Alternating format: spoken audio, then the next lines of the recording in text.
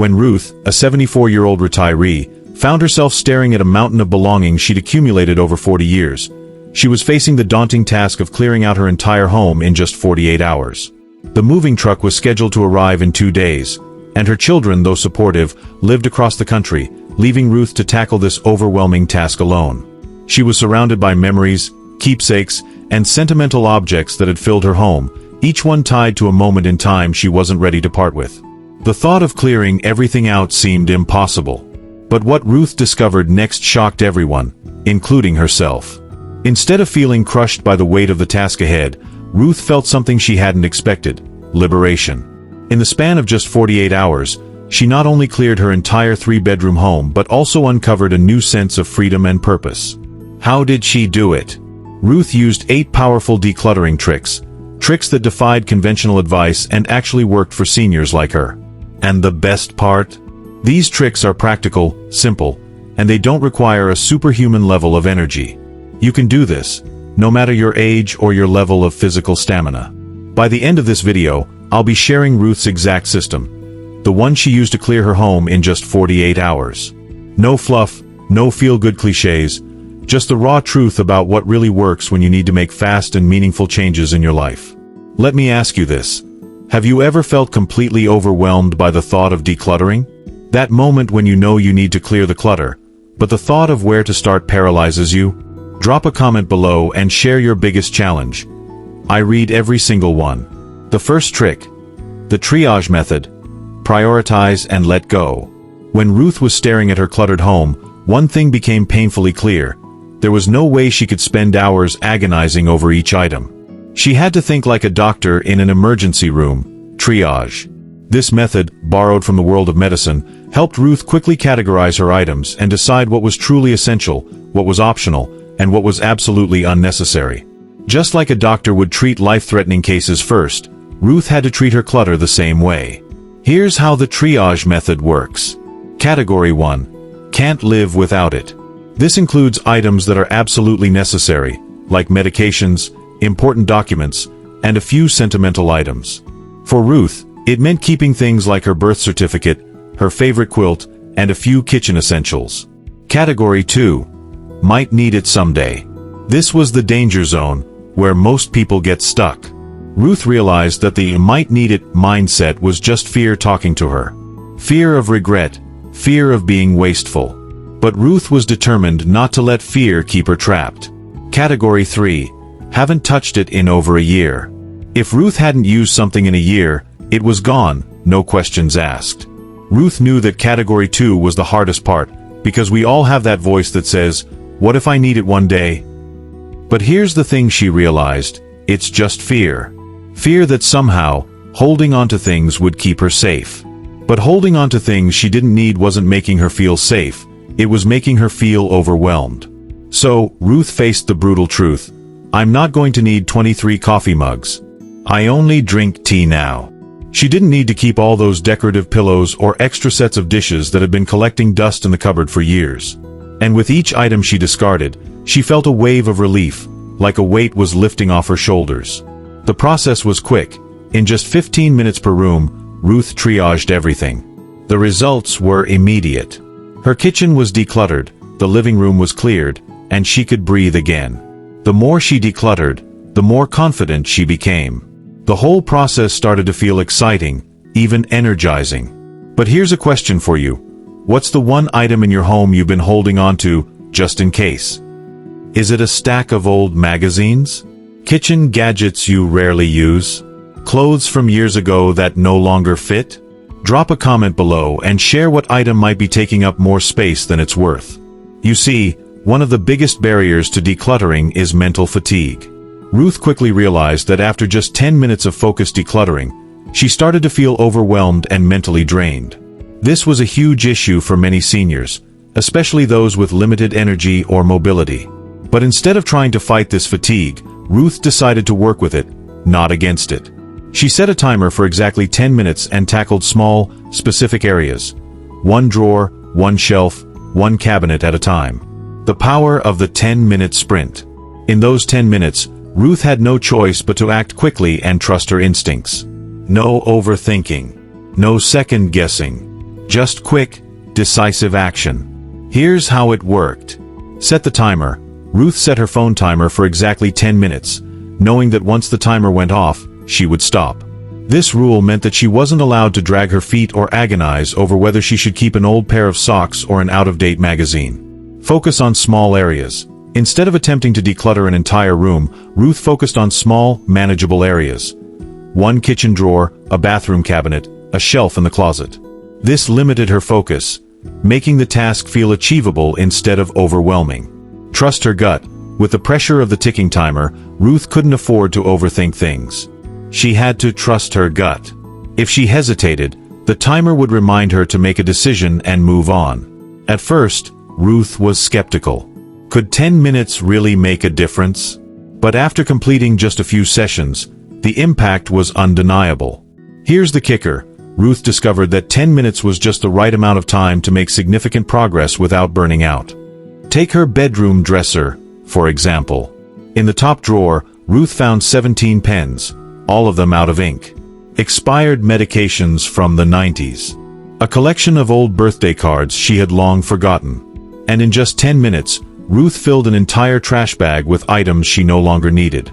But the real magic happened when the timer went off. Ruth stopped, even though she hadn't finished the entire dresser. The beauty of this rule was that she was able to preserve her energy while still feeling accomplished. By the end of day 1, Ruth had completed 24 separate decluttering sessions, totaling 4 hours of focused work. And she wasn't exhausted. She wasn't mentally drained. In fact, she felt energized, refreshed, and motivated to continue. Each 10-minute sprint became a small victory, a sign that she could actually do this. This trick is a game changer, especially for seniors. Here's why. No overwhelm. By tackling small, bite-sized areas, Ruth avoided the crushing weight of thinking about her whole home at once. This made the task feel less intimidating. Energy management. Ruth had limited energy, but by focusing on 10-minute bursts rather than long hours of work, she could use her energy wisely without burning out. Mental clarity. The short bursts of focus prevented decision fatigue from taking over. After 10 minutes, Ruth could step away from the clutter and come back with fresh eyes. Sense of accomplishment. Each completed sprint gave Ruth a small win. And those small wins began to add up, creating momentum and excitement. Think you don't have enough energy to declutter your home? Think again. The 10-minute decluttering sprint is something any senior can do. Here's how to get started. Choose an area. Start with a small, specific area. A drawer. A shelf. A countertop. Set the timer. Set a timer for 10 minutes. Commit to focusing for that short period of time. Trust your gut. Don't overthink. Keep only what you truly use or need. The rest, donate, toss, or repurpose. Stop when the timer goes off. Even if you haven't finished, stop. You've made progress, and you'll come back with a fresh perspective later. Take breaks. Between sessions, rest. Have a cup of tea, take a walk, or watch a few minutes of your favorite show. You'll feel refreshed and ready to go again. The power of the stranger test. Ruth imagined what would happen if a complete stranger came into her home after she was gone and had to go through her belongings. Would that stranger understand why she kept something, or would they think she was hoarding unnecessary things? By putting herself in the shoes of a stranger, Ruth was able to detach emotionally from items that were no longer serving her. The stranger wouldn't feel guilty about tossing out old magazines, and they wouldn't second-guess letting go of an unused sweater. Ruth realized that she could start to look at her possessions from a more practical, objective perspective, free from the emotional burden of guilt or obligation. Here's how the stranger test worked for Ruth. Emotional distance. Instead of thinking, "I can't get rid of this because it belonged to my husband," Ruth asked, "would a stranger see value in this, or would they toss it without a second thought?" Sentimental items. Ruth was able to keep what truly mattered, the special things that sparked joy and brought her comfort, like a few precious photographs and letters from her late husband. But she realized that most of the items she thought were important were just clutter, holding her back emotionally without adding anything positive to her life. For example, Ruth had boxes and boxes of her children's old artwork, from crayon drawings to finger-painted masterpieces. These were sweet memories, but she had kept way too many. A stranger wouldn't understand why she kept 200 drawings, And Ruth didn't need all of them either. So, she kept the 10 most meaningful pieces, the ones that truly captured her children's personalities, and let go of the rest. One of Ruth's most significant breakthroughs came when she applied the stranger test to her photographs. She had 23 photo albums, filled with blurry vacation photos, duplicates, and pictures of people she no longer even remembered. At first, she couldn't imagine getting rid of them, but after thinking about it through the lens of the stranger test, Ruth realized that most of these photos weren't meaningful anymore. They were just cluttering up space. So, Ruth condensed her 23 albums into just 3.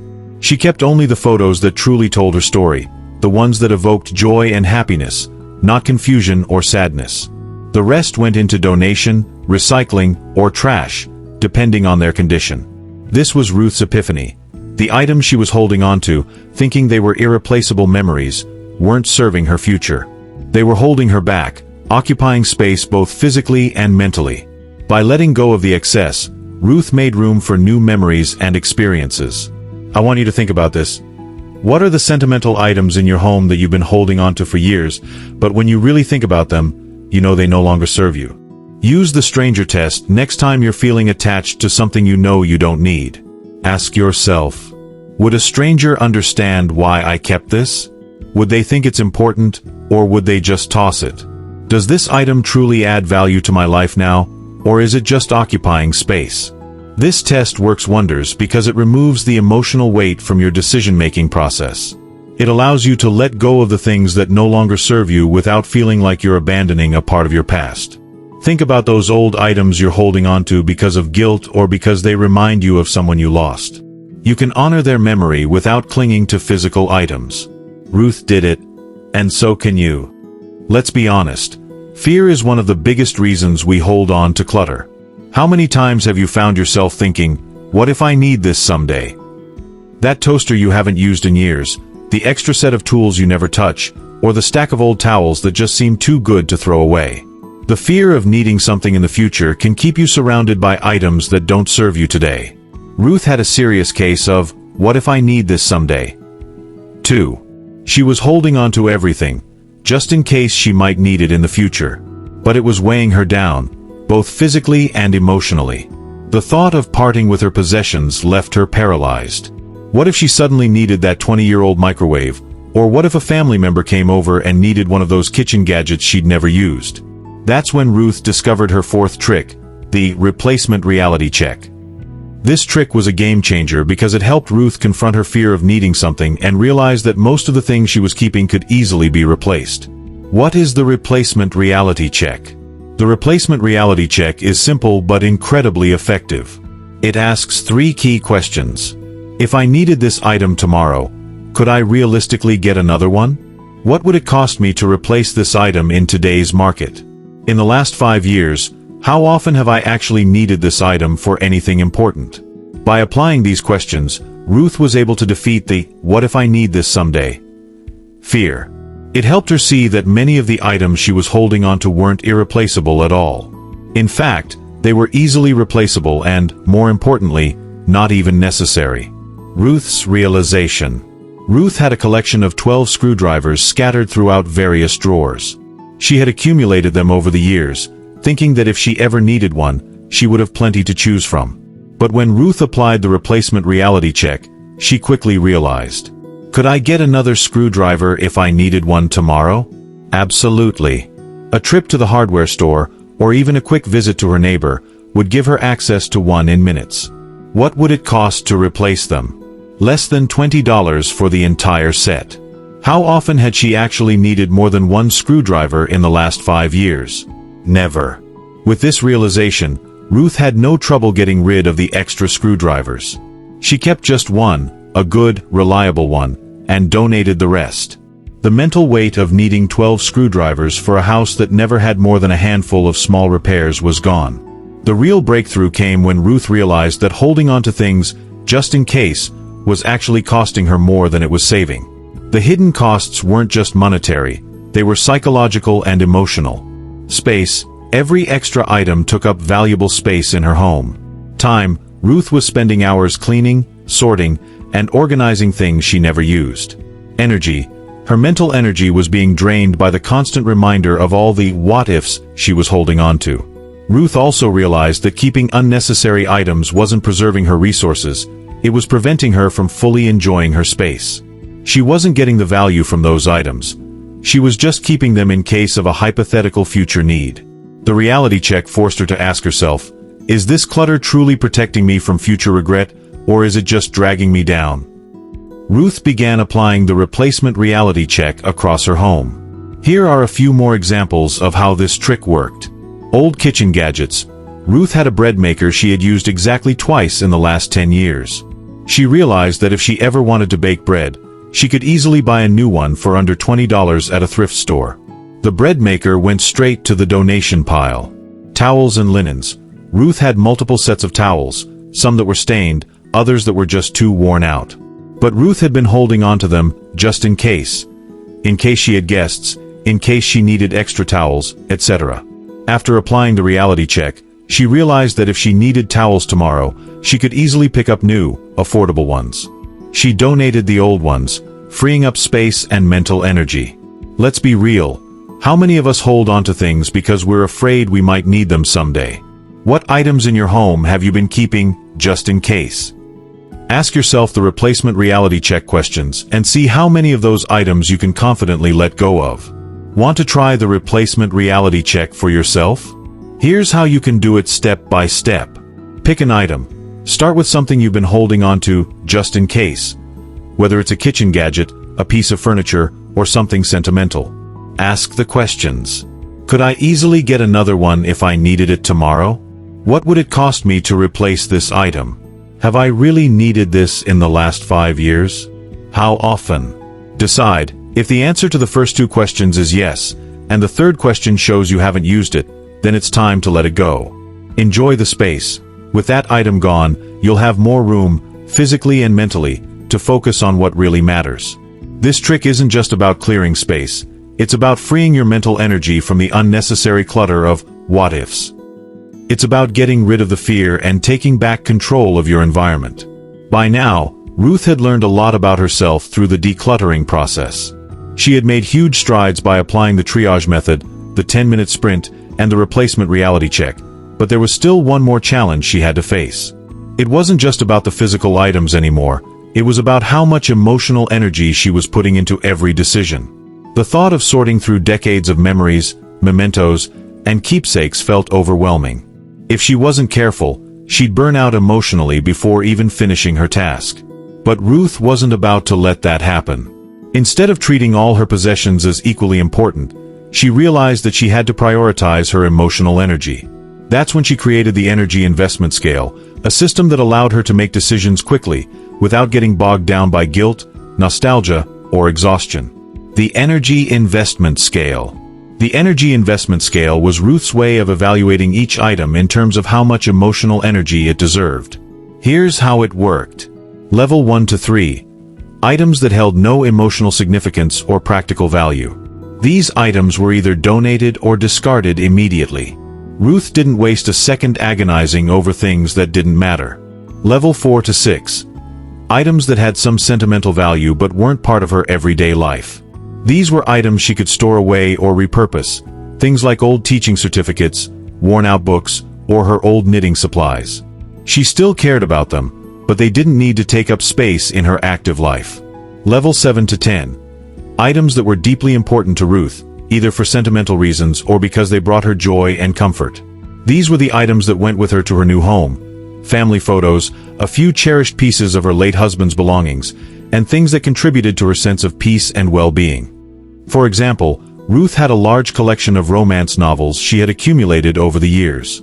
While they held some sentimental value, reminding her of her earlier years, Ruth knew she would never read them again. They were taking up valuable space, and holding on to them was emotionally draining. So, she gave them a level 1 to 3 rating.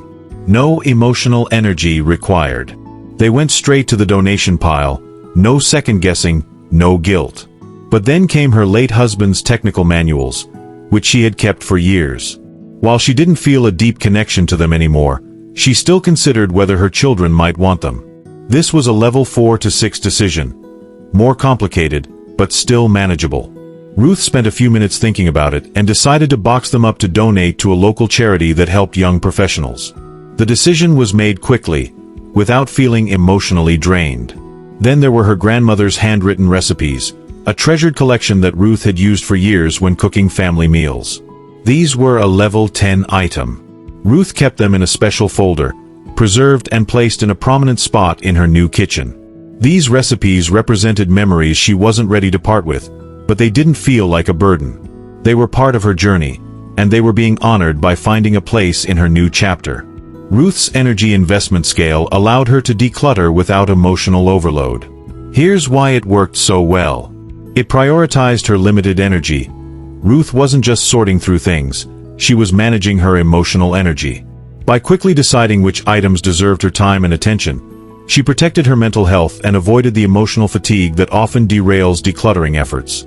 It helped her stay focused. Instead of getting bogged down by every item, Ruth stayed on track by applying her scale. She didn't waste time or mental effort on things that didn't deserve it. It created momentum. Every time Ruth made a decision, she felt a sense of accomplishment.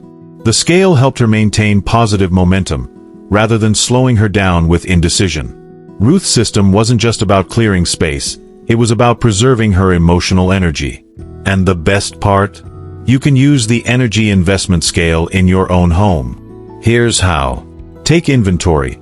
Start by picking a small area of your home, whether it's a drawer, closet, or a shelf, and take inventory of the items. Assign a level. For each item, ask yourself, does this bring me joy, comfort, or value? Or is it just occupying space without adding to my life? Level 1 to 3. Items that can be donated, recycled, or thrown away with minimal emotional effort. Level 4 to 6. Items that you can repurpose or store away with little emotional strain. Level 7 to 10. Items that hold deep sentimental value or are essential to your daily happiness and well-being. Make quick decisions. Once you've rated the items, make a decision quickly. For levels 1 to 3, donate or discard immediately. For levels 4 to 6, box up or store them away. For levels 7 to 10, find a special place to honor these items. Protect your energy. Remember, your emotional energy is precious. Don't waste it on things that don't deserve your attention. The goal is to free yourself, not add more mental clutter. It's common for seniors to feel a deep attachment to the things that represent who they were, the career they once had, the life they once lived, and the memories that shaped them. Ruth had spent a lifetime collecting pieces of that past. Professional clothes, books, souvenirs from vacations, and family heirlooms. Her home was a museum of who she used to be. But in order to fully embrace her next chapter, Ruth realized that she had to stop holding on to things that kept her anchored in the past. That's when she discovered the future self-test, a trick that helped her see beyond her past and start building a life that reflected who she was becoming, not who she used to be. The future self-test, a life-changing shift. The future self-test is a simple but powerful concept. Instead of asking, how can I bear to get rid of this? Ruth asked, how does keeping this item help me become the person I'm growing into? This test allowed Ruth to evaluate her belongings not through the lens of guilt or nostalgia, but through the lens of who she was becoming. It helped her ask, does this item serve the person I'm growing into? Or is it keeping me stuck in the past? Is it holding me back from embracing new opportunities and experiences? Once Ruth started asking these questions, everything changed. She realized that many of the things she had been holding on to, especially her work clothes and business books, were tied to an identity that no longer reflected who she was becoming. Ruth had been a high-powered executive for years, and her business suits represented decades of success. But now, as a retiree, she didn't need them anymore. In fact, they were weighing her down. She wasn't going to board any more corporate flights, attend another board meeting, or give a keynote speech. Her future self was about living at a slower pace, enjoying her freedom, and finding joy in things like volunteering at the local animal shelter or learning to paint. So, Ruth used the future self-test. She looked at those suits and realized that they no longer aligned with her dreams for the future. They were keeping her anchored to a version of herself that she had outgrown. Without guilt or hesitation, Ruth let go of the suits, donating them to a nonprofit that helped women enter the workforce. Letting go of the past was hard, especially when Ruth had worked so hard to build her career. But the future self-test gave her the permission to release the things that were no longer serving her, without feeling like she was losing a part of herself. She wasn't throwing away memories. She was making space for new memories to form. Memories that were aligned with her current reality, not her past identity.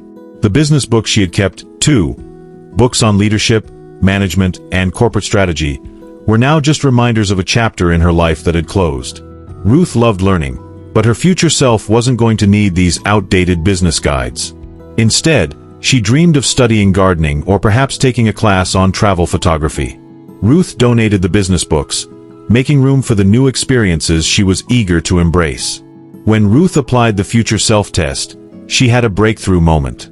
She realized that holding on to everything from her past wasn't honoring her life's achievements.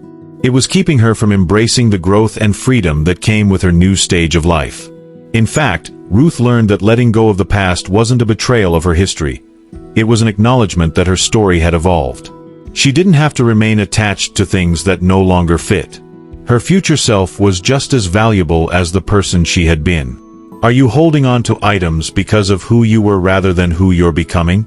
The future self-test is a way to break free from the past and start living in the present. Here's how you can use it. Identify items from your past. Look around your home and pick out items that you're holding onto because they represent a version of you that you're ready to let go of.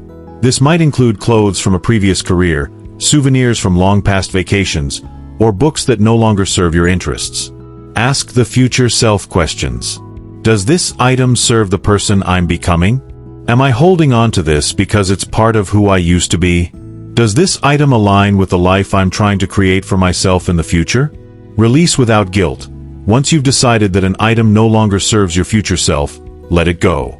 Donate it, sell it, or pass it along to someone who will truly appreciate it. Don't let guilt or nostalgia hold you back. Embrace new beginnings. By making space for new things, you're making space for new opportunities and experiences that reflect who you are becoming, not who you were. As Ruth's decluttering journey neared its end, she had already cleared out her entire home. She had made peace with letting go of most of her belongings, and her home was now feeling lighter, more spacious, and ready for a new chapter. But there was one last piece of the puzzle left: how to let go of things without feeling regret or guilt. How could Ruth say goodbye to her memories and possessions with gratitude instead of sorrow? That's when Ruth discovered the power of completion ceremonies, a simple yet profound practice that helped her honor the items she was parting with, allowing her to celebrate them rather than feel like she was losing something.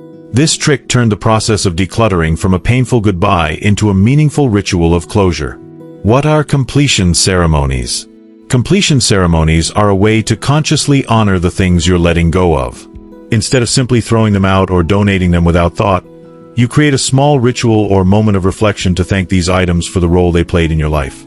For example, Ruth had a large collection of business suits, each one tied to a milestone in her career. They were no longer relevant to her current life, but they had been a symbol of her success. Rather than simply donating them without acknowledgement, Ruth created a career celebration ceremony. She took each suit, held it, and reflected on the moments she had worn it. She remembered the promotions she had earned, the difficult meetings she had overcome, and the pride she felt in her professional journey. Ruth didn't feel guilty for letting them go. She felt grateful for the experiences they represented. Ruth went through each category of belongings, creating personalized ceremonies to mark the significance of what she was releasing. Here are a few examples. The business suit ceremony. Ruth spent a moment with each suit, recalling the achievements and experiences it symbolized. She took a few minutes to thank the suits for helping her become the woman she was today, and then passed them on to a charity that would help other women get started in their careers. She didn't see this as getting rid of them. She saw it as passing the torch. The book ceremony. Ruth had a collection of business books, self-help guides, and novels that had been her go-to for years. Many of them no longer reflected her current interests or goals. Instead of donating them without thought, Ruth took each book, reflected on what it had taught her, and thanked it for the knowledge it had provided. She then donated them, knowing they would continue to help someone else on their journey. The photo ceremony. Ruth had dozens of photo albums, each filled with memories of her children growing up and holidays spent with her late husband. These photos were precious, but after the stranger test and future self-test, Ruth realized that she didn't need to keep them all. She kept the most meaningful ones, but for the others, she created a memory celebration ceremony. She thanked each album for capturing beautiful moments and made sure to digitize the most important photos. Then, she passed the physical albums to a family member who would cherish them. The kitchenware ceremony. Ruth's kitchen had special utensils, pots, and dishes that were tied to years of cooking for her family. But as she transitioned to a simpler life, these items no longer had the same place in her routine. Ruth held a thank you ceremony for the dishes that had served her so well. She remembered the meals cooked, the conversations had, and the love that had gone into those moments. Then, she passed them on to a young family that would make new memories with them. Completion ceremonies are incredibly powerful because they validate the significance of the items you're letting go of, allowing you to release them without guilt. Ruth's ceremonies allowed her to honor the past, celebrate what each item had brought into her life, and thank them for their service. Instead of feeling like she was losing things, Ruth felt like she was giving them a proper farewell, letting go with love and gratitude. This process emotionalized the decluttering journey, making it feel like a personal transformation rather than a sacrifice. Ruth didn't just clear out her home, she cleared out the emotional baggage that had been tied to the items she no longer needed. The ceremonies allowed her to release the energy that those items held, leaving her free to embrace her future without being weighed down by the past. You can apply completion ceremonies to your own decluttering process. Here's how. Identify the items you're struggling with. Are there certain things in your home that you're finding hard to part with? Are these items tied to strong emotions, memories, or feelings of guilt? Start there. Create a ceremony. Before you let go of these items, take a moment to reflect on them. Thank them for the role they've played in your life. Whether it's a pair of old shoes that carried you through hard times or a cherished set of dishes from a wedding, acknowledge their importance. Let go with gratitude. Once you've honored the item, release it. Donate it, recycle it, or pass it on to someone who will appreciate it. Letting go doesn't mean forgetting. It means celebrating the journey. Do it with purpose. Make the ceremony meaningful. Light a candle, say a few words, or take a moment to reflect quietly. This ritual will help you release without regret and clear your emotional space. Ruth had cleared most of the physical clutter from her home. She had applied the triage method, made use of the 10-minute sprint, confronted her fear of just-in-case items with the replacement reality check, and honored her memories with completion ceremonies. But as she stood there, in the final stages of her journey, Ruth realized there was still one area where she needed a final trick to truly find peace. It wasn't the furniture she was struggling with, nor was it the clothes. No, the hardest part was the sentimental items, the pieces that held a lifetime of memories. Family photos, handwritten letters, old holiday decorations, and keepsakes from trips long past. All these small items were like emotional anchors.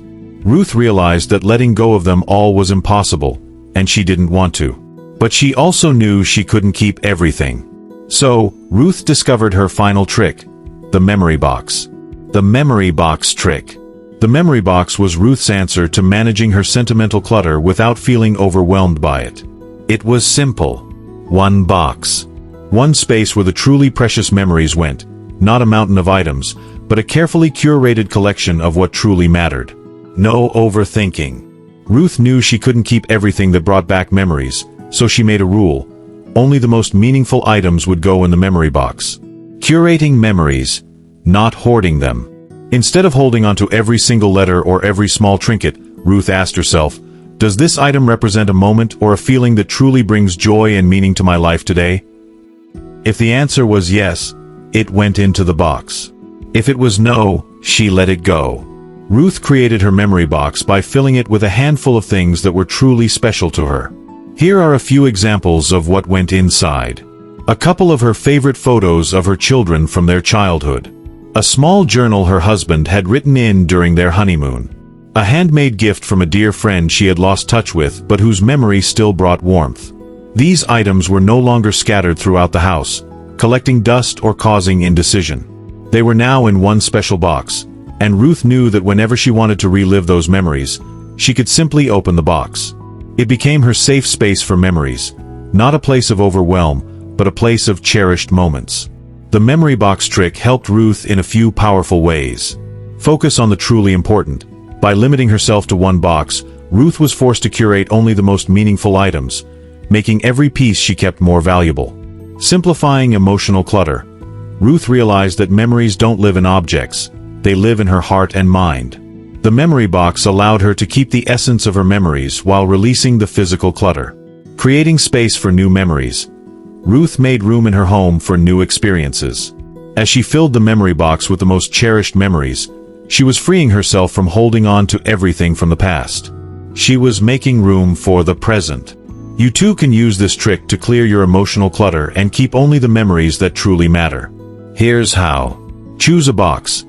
Find a box or container that feels special to you. It doesn't have to be big. It just needs to be big enough for the memories you truly want to keep. Limit the contents. Be selective. Choose only the items that bring you true joy and positive memories. These might be photos, letters, gifts, or even a small trinket that has deep sentimental value. Let go of the rest. Once an item goes into the box, let go of the others. Don't keep more than you need. Release the rest to make space for the memories that truly matter. Keep it accessible. Place the memory box somewhere easy to access so you can revisit it whenever you want to relive those cherished moments. It's not a place to store everything, but a treasured space for what's most meaningful. Now I want to hear from you. What's one item or memory you've been holding onto that could go into your own memory box? What's something that brings you joy but doesn't need to take up space in your home? Drop a comment below and share what you would put in your own box of cherished memories. Ruth's journey wasn't just about clearing out space, it was about making room for what truly matters. She learned that decluttering isn't about getting rid of everything.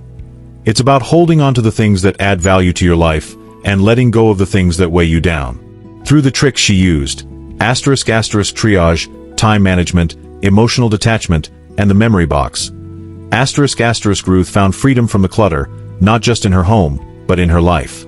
And now, it's your turn. What will you let go of to create space for the life you want to live? Decluttering is more than just a physical task. It's a mental and emotional release. When you declutter, you free yourself. You make space for new experiences, new joys, and new memories. If you found value in Ruth's journey, it's time to start your own. Think about the space you're ready to clear out and the future you're ready to embrace. Start with one item, one drawer, one area of your life, and apply the tricks Ruth used. It's not about perfection. It's about progress. Drop a comment below with your biggest decluttering challenge or success. I'd love to hear your stories. And if you're ready to continue this journey with more powerful decluttering tips, subscribe to this channel and hit the notification bell so you never miss a new video. Share this video with a friend or family member who needs to hear this message, and let's continue to inspire each other to create the space we deserve. You can do this, and I'll be here to help every step of the way. Thank you for watching. Let's make room for the life we truly want.